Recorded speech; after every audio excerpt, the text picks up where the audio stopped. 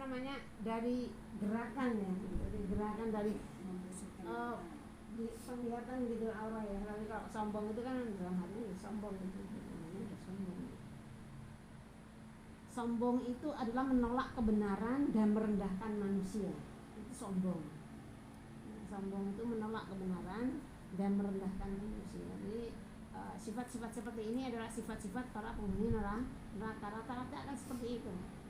Apakah orang muslim tidak ada yang congkak dan semua ada? Tapi mereka bertaubat, senantiasa bertaubat. Makanya orang muslim semestinya sifat yang harus betul-betul dijauhi adalah sifat sombong. Perkataan kasar juga tidak diizinkan oleh Rasulullah. Kasar itu bukan berarti kuat ngomongnya. Banyak orang ngomong kuat tapi nggak kasar ngomongnya. Karena memang sahabat Rasul pernah sampai nggak mau ngomong, sampai ditanya mengapa kau tidak pernah berbicara. Karena saya tidak bisa bicara yang pelan. Dia nggak bisa ngomong pelan. Saya takut karena katanya orang-orang itu ngomongnya kasar. Kasar itu bukan berarti kuat ya. Jadi Rasulullah meluruskan kasar itu bukan, ngomong kuat itu bukan berarti kan kasar. Karena ada orang ngomong kayak ngegas, padahal dia bukan, maksudnya bukan seperti, tapi memang cara bicaranya, cara bicaranya aja ya, memang seperti itu gitu. Ngomong lemah lembut tapi nyelekit. Nyelekit beda lagi nih, nyelekit beda lagi. Nah ini nggak boleh, ada orang lemah lembut tapi nyelekit. Nah itu juga ciri-ciri penghuni neraka juga begitu. Kalau ngomong dia menyakiti ya. Seorang muslim itu kalau berbicara tidak menyakiti, tidak menyinggung gitu loh ya. Pembicaraannya sejuk gitu loh ya. Jadi ngomong nggak nyelekiti, senyum juga ada yang nyakitin juga, senyum itu sinis. senyum tapi senyum sinis. Nah, makanya kita kadang-kadang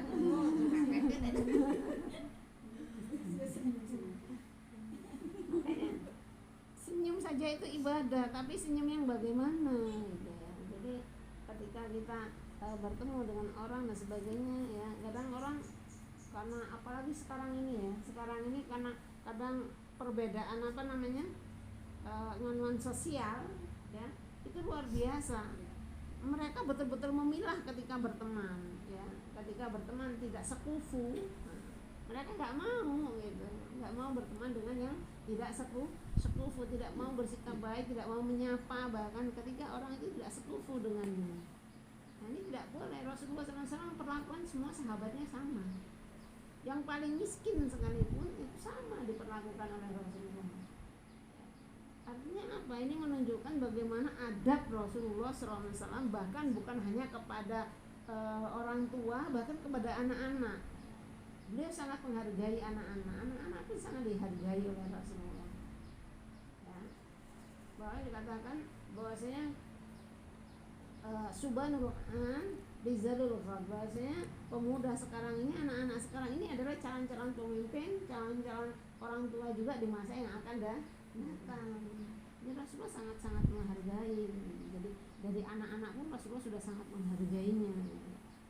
Tidak menyepelekan omongan mereka, didengarkan oleh Rasulullah. Bahkan terhadap binatang sekalipun Rasulullah itu sangat menghargai binatang juga ya.